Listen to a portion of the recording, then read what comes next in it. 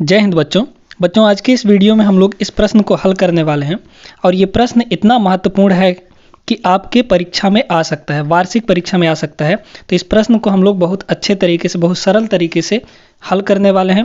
तो वीडियो में आपको पूरा शुरू से लेकर अंतिम तक बने रहना है।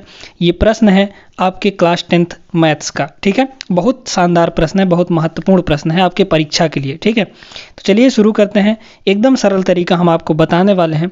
वीडियो पूरा देखिएगा तो हर एक चीज़ समझ में आ जाएगा, है ना। देखिएगा क्या है प्रश्न में। द्विघात समीकरण 2x² + kx + 3 = 0 में k का ऐसा मान ज्ञात कीजिए कि उसके दो मूल बराबर हों, ठीक है।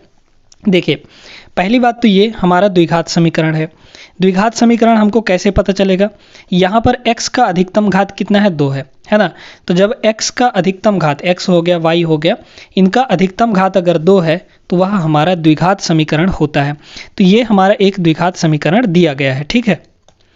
अब इसमें बीच में यहाँ पर एक k है। इसी k का मान हमको निकालना है कब, जब इसके दोनों मूल बराबर हों। तो देखिएगा सबसे पहले तो हमारे पास जो समीकरण दिया गया है उसको लिख लीजिए। क्या दिया गया है, ये दिया गया है 2x² + kx + kx + 3 = 0। ये हमारे पास एक समीकरण दिया गया है। अब देखिए, अब इसको आगे जानते हैं क्या करते हैं। जो हमारा व्यापक रूप होता है द्विघात समीकरण का, ax² + bx + c = 0, उसी समीकरण से हम लोग इस समीकरण की तुलना करते हैं।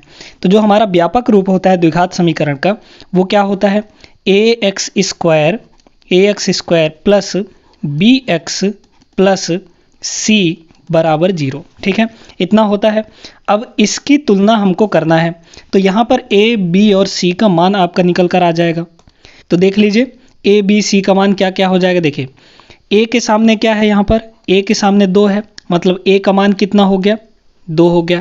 तो यहाँ पर कह सकते हैं तुलना करने पर, है ना, से समीकरण से तुलना करने पर इतना आपको लिखना पड़ेगा, है ना। तुलना करने पर एकदम स्टेप वाइज हम आपको बता रहे हैं कैसे आपको परीक्षा में लिखना है और कैसे आपको फुल नंबर मिल पाएगा इसके लिए, ठीक है। ये आपका 3 नंबर का प्रश्न आता है, 3 या 4 नंबर का, ठीक है। तो देखिए तुलना करने पर कर दीजिए यहाँ पर तुलना। a के सामने क्या है, यानी x² का गुणांक यहाँ भी a है और x² का गुणांक यहाँ 2 है, मतलब a का मान कितना हो गया, 2 हो गया। तो a बराबर यहाँ पर 2 हो जाएगा। इसी तरीके से x के बगल में k है, x के बगल में b है, यानी b का मान कितना हो गया, k। आपको एक चीज़ ज़रूर ध्यान रखना है कि अगर यहाँ पे -k होता तो हमको चिन्ह सहित लेना था, है ना। तो ध्यान रखिएगा इस चीज़ का कि हमेशा आपको चिन्ह के साथ ही काम करना है, जो भी करना है। तो यहाँ पर b का मान कितना हो जाएगा, तो b का मान यहाँ पर देख सकते हैं प्लस का k है ना, तो प्लस k लिख दीजिए।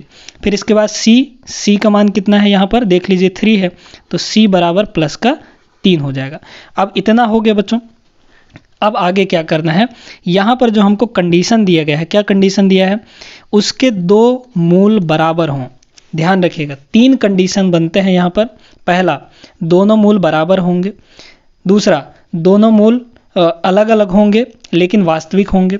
और तीसरा, दोनों मूल क्या होंगे, काल्पनिक होंगे, है ना, यानी वास्तविक नहीं होंगे। तो 3 कंडीशन आपको पता होगा। तो जब दोनों मूल बराबर होते हैं तो यहाँ पर एक चीज़ हमारा 0 हो जाता है। कौन सा 0 होता है, समझते रहिएगा, यहाँ पर देखिएगा ध्यान से।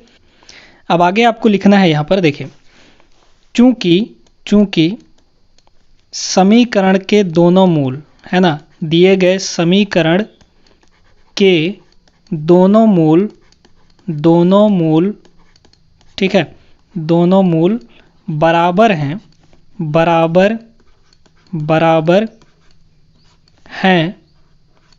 इस केस में होता ये है, देखिएगा ध्यान से सुनिएगा, समीकरण के दोनों मूल बराबर है ना, कह रहा है दोनों मूल बराबर हों।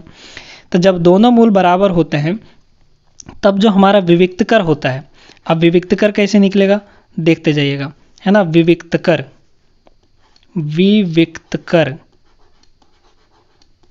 ठीक है, विविक्तकर को हम लोग d से दर्शाते हैं।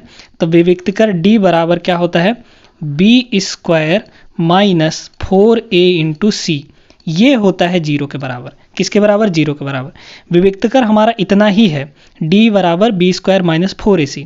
तो जब दोनों मूल बराबर होते हैं तो d हमारा 0 के बराबर हो जाता है। समझ में आया कि नहीं? ठीक है, अब आपको कुछ नहीं करना है, a b c का मान रख दीजिए, इसमें आपका k का वैल्यू निकल कर आ जाएगा। देखिए b का मान क्या है, k है यहाँ पर, तो b की जगह पर k रख दीजिए, तो ये हो गया k का स्क्वायर माइनस 4 इंटू a का मान कितना है 2, तो यहाँ पे हो गया 2 इंटू c का मान कितना है 3, तो यहाँ पे हो गया 3 बराबर 0।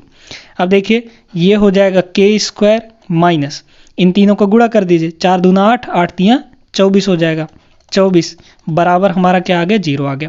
अब आगे देखिएगा यहाँ पर, अब तो और आसान हो गया, देख लीजिए इस माइनस 24 को क्या करेंगे हम लोग, उधर ले जाएंगे, तो k स्क्वायर बराबर ये माइनस 24 उधर जाएगा तो प्लस 24 हो जाएगा, यानी k स्क्वायर बराबर 24 हो गया। तो यहाँ से k बराबर कितना हो जाएगा बच्चों, देखिए इधर से स्क्वायर हटेगा यानी वर्ग हटेगा तो उधर जाके वर्गमूल लग जाएगा, तो ये हो जाएगा कितना, वर्गमूल 24। लेकिन एक चीज़ ध्यान रखिएगा, जैसे ही वर्ग हट के वर्गमूल लगता है उस साइड, तो दो चिन्ह भी हमारे लग जाते हैं, कौन कौन से, प्लस और माइनस, तो प्लस माइनस रूट 24 हो जाएगा। अब यहाँ पर इस 24 को हम लोग क्या लिख सकते हैं भाई, देखिए प्लस माइनस अंडर रूट, देखिएगा इस 24 को हम लिख सकते हैं 4 गुणे 6, है ना। क्यों ऐसा लिखे हैं, क्योंकि 4 का वर्गमूल होता है इसलिए लिखे हैं इसको ऐसे। तो k बराबर यहाँ पर कितना हो जाएगा, प्लस माइनस 4 का वर्गमूल कितना हो जाएगा 2, है ना, तो 2 को बाहर निकाल लिए और अंदर तो 6 बचेगा ना, क्योंकि 6 का तो वर्गमूल नहीं होता है कुछ भी, है ना, पूर्णांक में नहीं आता है। तो k का मान क्या है, प्लस माइनस 2 रूट 6। अतः हम यहाँ से कह सकते हैं, अतः k का मान प्लस माइनस यानी प्लस 2 रूट 6 भी हो सकता है और माइनस 2 रूट 6 भी हो सकता है। तो k का मान 2 रूट 6 यानी प्लस का, तथा माइनस 2 रूट 6 होगा, ठीक है, या होंगे। चलिए इतना आपको लिखना है तो आपको पूरा नंबर मिल जाएगा। तो k का मान क्या हो जाएगा यहाँ पर, प्लस माइनस 2 रूट 6, यानी 2 मान आएगा, प्लस 2 रूट 6 भी होगा, माइनस 2 रूट 6 भी हो जाएगा। उम्मीद करते हैं बच्चों कि आपको समझ में आ गया होगा एकदम अच्छे तरीके से। तो ये प्रश्न बहुत महत्वपूर्ण है, ये प्रश्न आपके परीक्षा में आने की पूरी संभावना है ना, इसलिए आपको बता रहे हैं वार्षिक परीक्षा में ये प्रश्न ऐसा समझ लीजिए कि ये प्रश्न आएगा ही, है ना। तो इसको एकदम अच्छे से हमने यहाँ पर आपको समझा दिया कैसे इसको करना है, एकदम स्टेप वाइज, ठीक है। इसी तरीके से आपको भी करना है। सबसे पहले क्या करना है, जो समीकरण दिया है उसको लिख लिए, फिर जो हमारा व्यापक रूप होता है द्विघात समीकरण का, ax square plus B X plus C बराबर 0, उससे हम क्या किए, तुलना कर दिए तो a b c का मान निकल गया, a बराबर 2, b बराबर k और c बराबर 3। अब यहाँ पर बोला है आपसे कि उसके दोनों मूल बराबर हों, तो दोनों मूल कब बराबर होते हैं, जब विविक्तकर 0 के बराबर होता है, ठीक है। हमेशा ध्यान रखिएगा, दोनों मूल तभी बराबर होंगे यानी दोनों रूट्स तभी बराबर होंगे जब विविक्तकर हमारा 0 के बराबर होगा। विविक्तकर हम जानते हैं कि बी स्क्वायर माइनस 4ac होता है, ये विविक्तकर का फॉर्मूला है।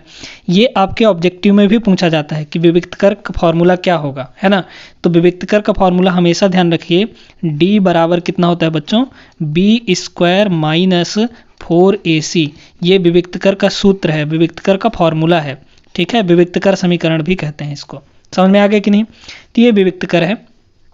अब विविक्तकर दोनों मूल बराबर होने पर 0 हो जाता है विविक्तकर, है ना। तो यहाँ से बी स्क्वायर माइनस 4ac बराबर 0 हो गया।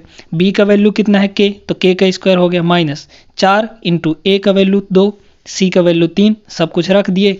यहाँ पर आगे देख लीजिए क्या हो जाएगा, k स्क्वायर माइनस इन दोनों को गुणा कर दिए, तो 4 गुणे 2 6 हुआ, 4 दूना 8, 8 तियाँ 24 हो गया, ठीक है। फिर इधर वर्ग हटाएंगे तो उधर जाके वर्गमूल लगेगा, लेकिन हमेशा ध्यान रखिएगा जब भी वर्गमूल लगता है 2 चिन्हों के साथ लगता है, यानी प्लस माइनस, ठीक है। तो प्लस माइनस अंडर रूट 24 हो जाएगा। यहाँ से 24 को हम 4 गुणे 6 भी लिख सकते हैं, क्योंकि 4 का वर्गमूल 2 होता है ना, तो इसको 2 रूट 6 भी लिख सकते हैं हम लोग। तो यहाँ से k का मान हमारा 2 ठो आ जाएगा, प्लस माइनस अंडर रूट 6।